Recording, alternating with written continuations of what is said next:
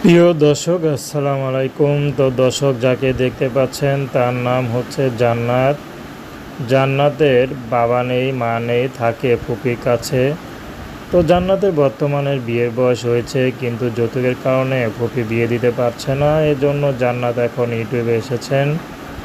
জান্নাত চাচ্ছে ভালো একটা মানুষ, যে মানুষটি সুখে দুঃখে তার পাশে থাকবে।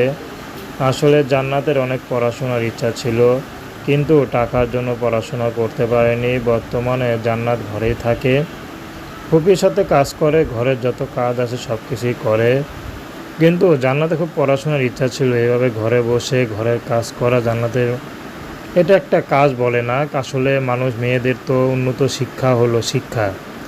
যদি ভালো একটা মানুষ পেতে চায় বা ভালো একটা ঘরে যেতে চায়, তাহলে অবশ্যই তার শিক্ষা দরকার, কিন্তু জান্নাত সেটা পায়নি।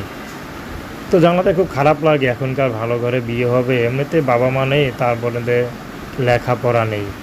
আজকাল যারাই আসে তারাই তো আগে বাবা মার কথা জিজ্ঞেস করে, যে বাবা মা কোথায় থাকে, কি কাজ করে।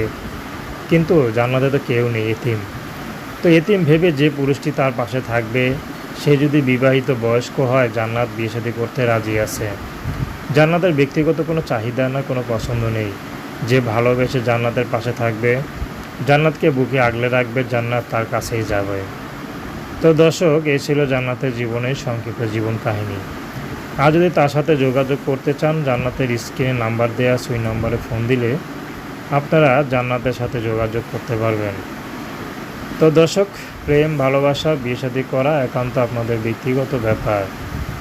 তো আসুন আমরা 5 ওয়াক্ত নামাজ পড়ি, সর্বদা দেশের সেবা করি। আর জান্নাতের সাথে যোগাযোগ করলে, কথা বলতে চাইলে যে নাম্বার আছে ওই নাম্বারে ফোন দিলে হবে, কিন্তু ওই নাম্বারে ইমো নেই। কেউ যদি ইমো ফোন কিনে দেয়, তাহলে হয়তো তার সাথে ইমো ফোনে ভিডিও কলে কথা বলতে পারবে। তো আজকে এই পর্যন্তই। আসসালামু আলাইকুম রহমতুল্লাহি ওয়া বারাকাতুহু।